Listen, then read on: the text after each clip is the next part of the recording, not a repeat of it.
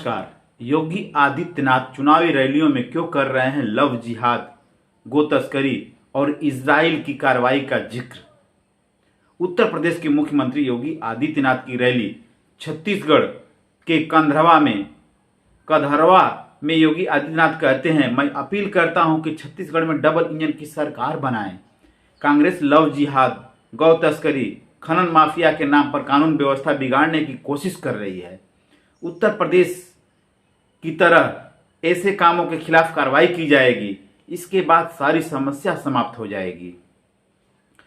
छत्तीसगढ़ का भानु प्रतापपुर में 4 नवंबर को यहां पर विकास की विभिन्न योजनाओं में भ्रष्टाचार की शिकायत भी आ गई है और ये शिकायत यहां तक पहुंच गई है कि इनके एक पार्टनर बिहार में चारा घोटाला किए थे, इन्होंने छत्तीसगढ़ में गोबर घोटाला कर दिया।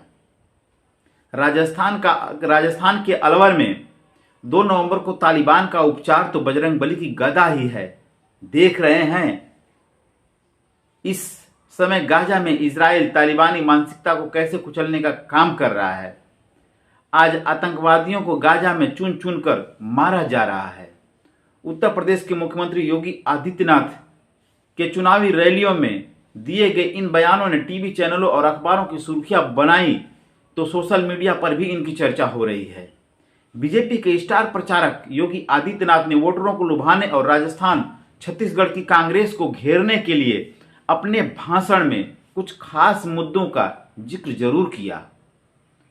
उनके भाषणों में उत्तर प्रदेश में अपने शासन को मॉडल के रूप में दिखाने, भ्रष्टाचार को लेकर कांग्रेस को घेरने और विकास के लिए डबल इंजन की सरकार बनाने की अपील थी।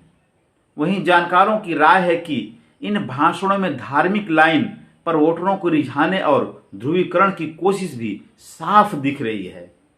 लेकिन क्या आने वाले चुनाव में इसका कोई असर होगा? इस सवाल के जवाब का इंतजार राजनीतिक विश्लेषक कर रहे हैं। योगी आदित्यनाथ ऐसे बयान से माहौल बनाने का फार्मूला पहले भी आजमा चुके हैं। 2022 के उत्तर प्रदेश विधानसभा चुनाव के दौरान उनके कई बयान चर्चित हुए थे।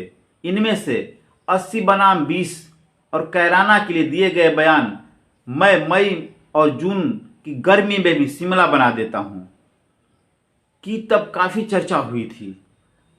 मध्य प्रदेश के रतलाम की एक चुनावी रैली में पीएम नरेंद्र मोदी उम्मीद के मुताबिक भीड़ नहीं, लेकिन अभी जिन राज्यों में विधानसभा चुनाव हो रहे हैं उनकी तासीर उत्तर प्रदेश से अलग मानी जा रही है। खासकर मध्य प्रदेश और छत्तीसगढ़ का मिजाज और जमीनी हालात बहुत अलग हैं। भोपाल में लोगों के अनुसार एक स्टार प्रचारक के रूप में योगी आदित्यनाथ की सभाएं भीड़ को उतना आकर्षित नहीं कर पा रही है जितनी बीजेपी अपेक्षा लगाई हुई थी। इसका एक महत्वपूर्ण कार्य यह भी है कि छत्तीसगढ़ और मध्य प्रदेश में अल्पसंख्यक आबादी बहुत कम है। मध्य प्रदेश में कुल 8% अल्पसंख्यक आबादी है और 230 सदस्यों वाली विधानसभा में केवल 2 ही अल्पसंख्यक विधायक हैं। इसलिए यहां ध्रुवीकरण की कोशिश का कोई खास असर नहीं होगा, न ही ऐसा दिख रहा है। यही हालत छत्तीसगढ़ का है, जहां बहुसंख्यक आबादी आदिवासी और आदिवासियों की है। राजनीतिक विश्लेषकों का मानना है कि मध्य प्रदेश में सत्ता विरोधी लहर को कम करने में मौजूदा शिवराज चौहान की सरकार ने काफी कोशिशें की, लेकिन इसका कितना असर हुआ है यह नतीजा आने के बाद ही पता चल पाएगा। मध्य प्रदेश के एक वरिष्ठ पत्रकार कहते हैं कि योगी आदित्यनाथ और यूपी के पूर्व मुख्यमंत्री अखिलेश यादव उन्हीं इलाकों में चुनावी सभाएं हो रही हैं जो उत्तर प्रदेश से सटे हुए हैं। यहां भी इनका प्रभाव सीमित है। उनके मुताबिक यह चुनाव इस मायने में भी थोड़ा अलग है कि स्थानीय मुद्दे सब पर भारी हैं और योगी फैक्टर बहुत प्रभावी नजर नहीं दिख रहा है। योगी की चुनावी सभाओं की मध्य प्रदेश में उतनी चर्चा होती नहीं दिख रही है। मध्य प्रदेश में उनकी सभाओं को मीडिया में बहुत ज्यादा कवरेज भी नहीं मिल रहा है। वहीं एक समाजसेवी कहते हैं कि प्रधानमंत्री नरेंद्र मोदी का नारा पीएम के मन में मोदी की चर्चा को तो, लेकिन योगी की समस्याओं का जिक्र पार्टी के सोशल मीडिया हैंडल तक नहीं है। ये एक ताज्जुब की बात है। हालांकि कई टीवी चैनल और सोशल मीडिया पर उनके बयानों की चर्चा जरूर है। असल में मध्य प्रदेश में बीजेपी ने मुख्यमंत्री उम्मीदवार का चेहरा घोषित नहीं किया है और मुख्यमंत्री शिवराज सिंह चौहान का टिकट घोषित करने में देरी से यह संदेश भी जा रहा है कि बीजेपी चौहान को फिर से दोहराना नहीं चाह रही है। पीएम मोदी और शिवराज सिंह चौहान के बीच मनमुटाव की खबरें भी फिजा में लहर रही है।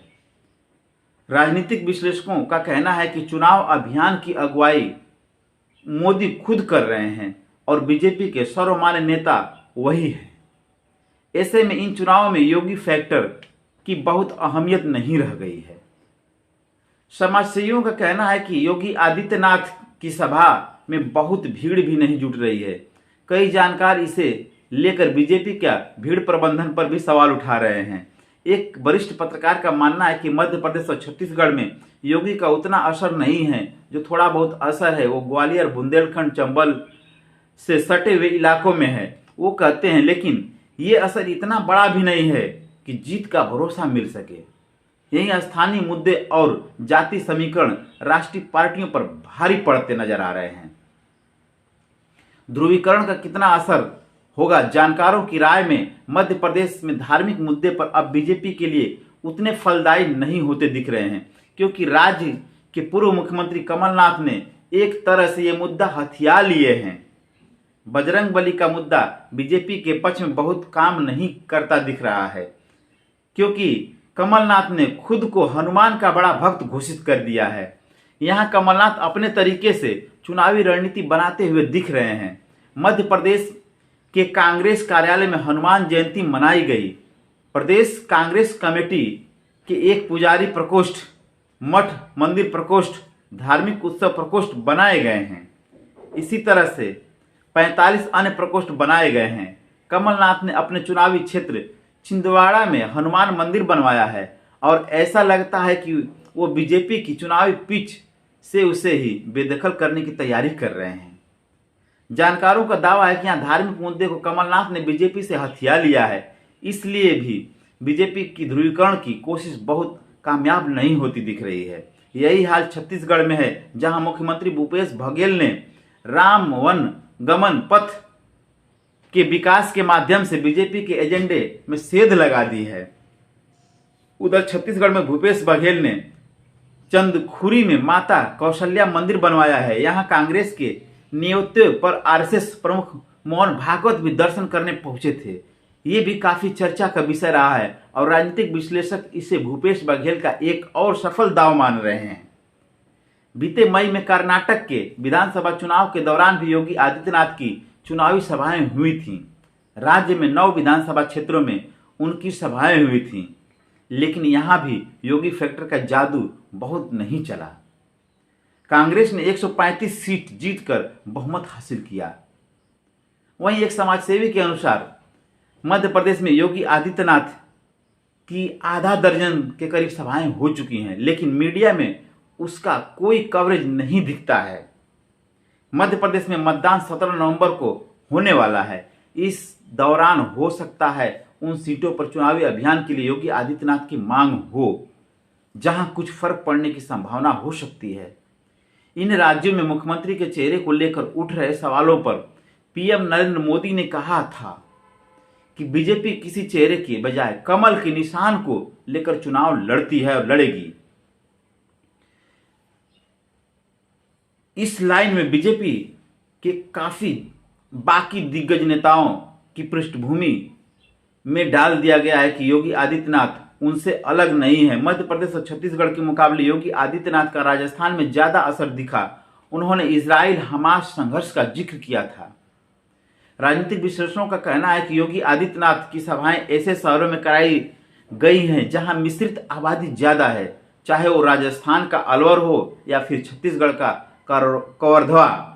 जानकार ये भी दावा करते हैं कि योगी आदित्यनाथ की रैली में भले ही उम्मीद के मुताबिक भीड़ नहीं आई हो, लेकिन उन्होंने जो मुद्दे उठाए हैं उसका असर कितना है ये चुनावी नतीजों से तय हो सकता है। हालांकि लगता है ऐसे में योगी आदित्यनाथ ने प्रचार की अपनी लाइन तय की हुई है और यही इन राज्यों में उनकी रैलियों को मिल रहे प्रचार की वजह भी है।